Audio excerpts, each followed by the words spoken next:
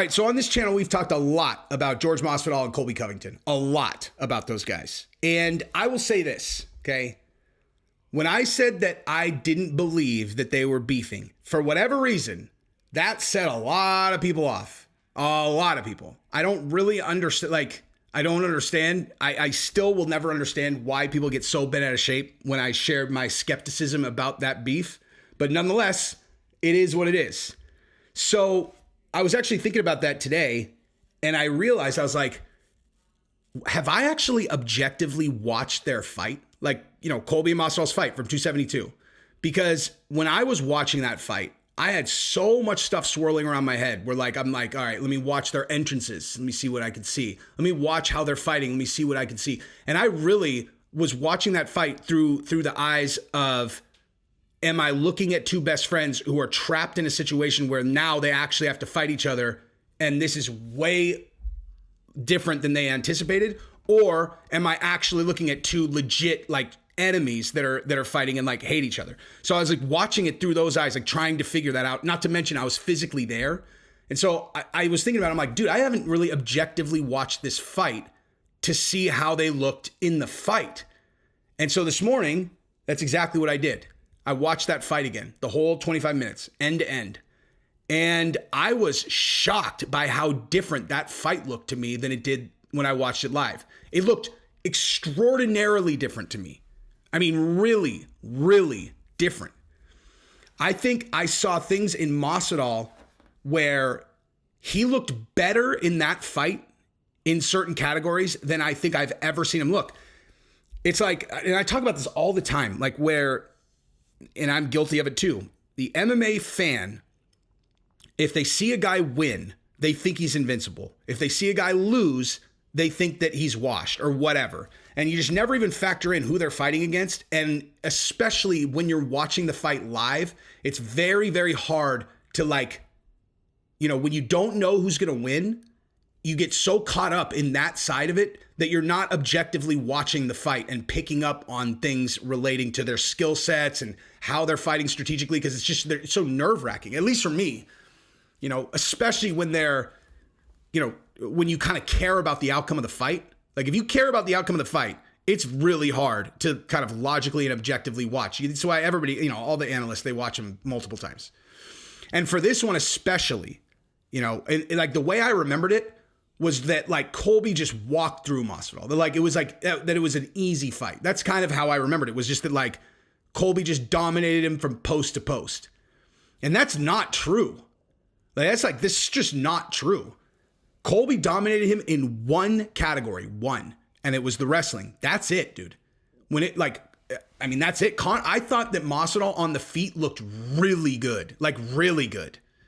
It's also possible, you go into a movie thinking the movie's going to be the best movie ever. It's really hard for it to live up to expectations. You go into it kind of I heard this movie kind of sucks. And then you're like, damn, that movie's way better than I remembered.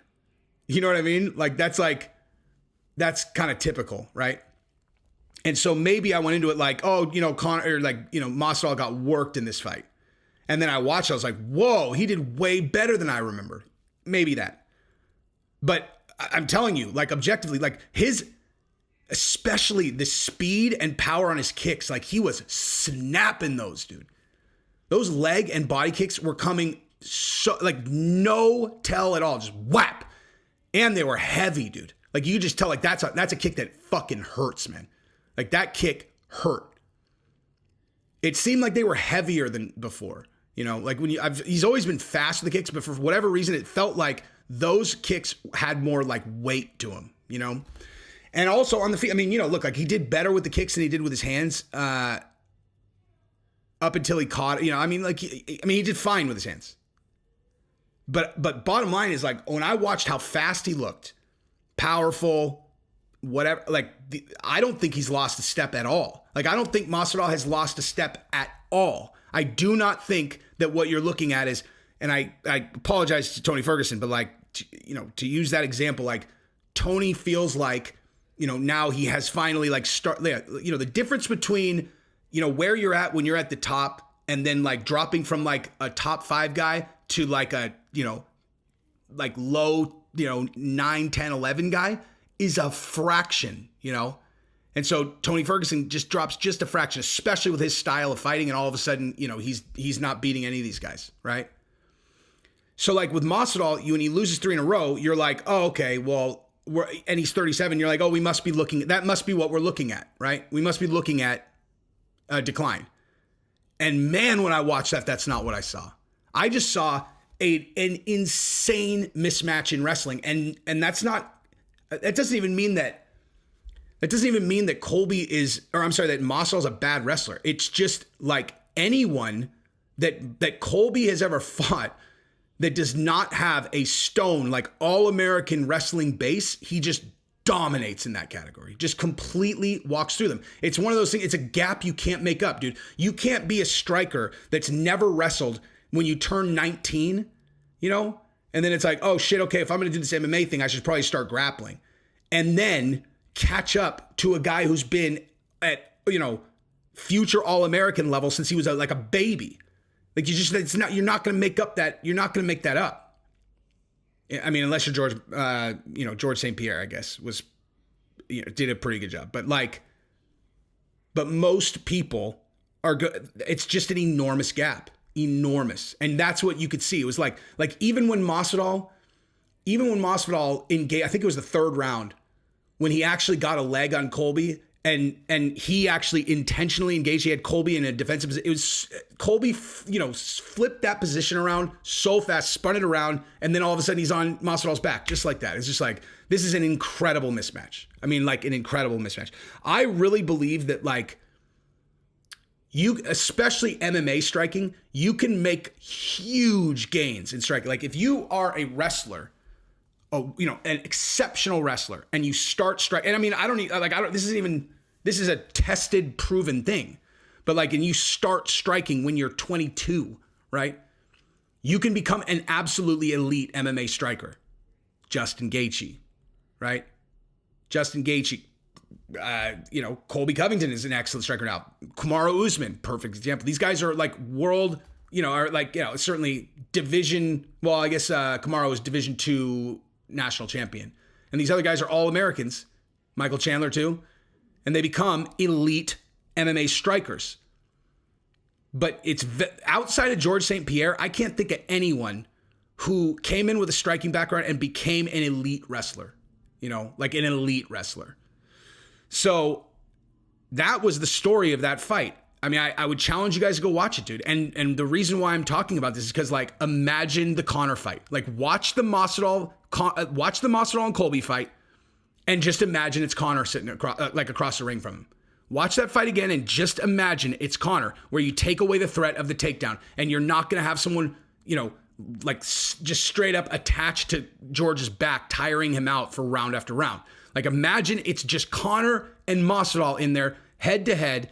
Go watch that fight, dude. And then go watch the first minute or 2 of the Dustin and Conor fight where Conor broke his leg. And just imagine those two guys across from each other, trading leg kicks, getting ready. I mean, I need it. I need it. I fucking need it. I need that fight, dude. I need it. I have to have it. I have to have it, man. In all seriousness, I come on, most of the time when I do these videos, it's kind of oh, this would be a huge fight. I'm usually oh, this would be a huge fight. I'm not no. As a fan, I need this fucking fight. This is the one time. I don't think I've ever really been serious when I said that, where it's aside from Khabib Conor 2. I needed that. And maybe we still get it.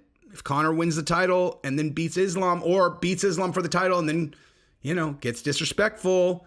Tito Ortiz versus Ken Shamrock, talking shit over the vanquished fighter of the coach. I think that Khabib might fare a bit better than Ken Shamrock, but I'm serious. If there's any fight that I could make, I'm totally serious about this. After watching Colby and Masvidal again, and then just, having always been kind of I've watched the Dustin and Conor fight, since then. After watching those again, if you were Jesse, you can have any fight with any two active fighters, I'm telling you, I'm picking Masvidal and Conor. On the matchup. I'm not talking about the implications, because that would probably be Conor and Islam. And then, with the hopes that Conor would, I can't root against Islam, but Conor versus Khabib 2 is the biggest fight in MMA history. I have to root for that. But if we're just talking two fighters in the octagon, stylistic matchup, after watching Conor and Dustin and then Masvidal and Colby again, I need it, dude. And I would challenge anyone to go do that. Go watch the first round of the Dustin and Conor fight, the most recent one, before Conor pulled for the guillotine, and watch the Colby and Masvidal fight again, and just imagine those two guys fighting each other. Like, I have to have it, man. I need that fucking fight. I have to have it. I don't care about title implications. I don't care what fucking weight class. I gotta have it, man. I need it. I have to have it. It'll be so sick. I'll be so dude. Give me that fucking fight, man. Give me that fucking fight. Please. Anyway, that's what I got. Love you guys. Peace.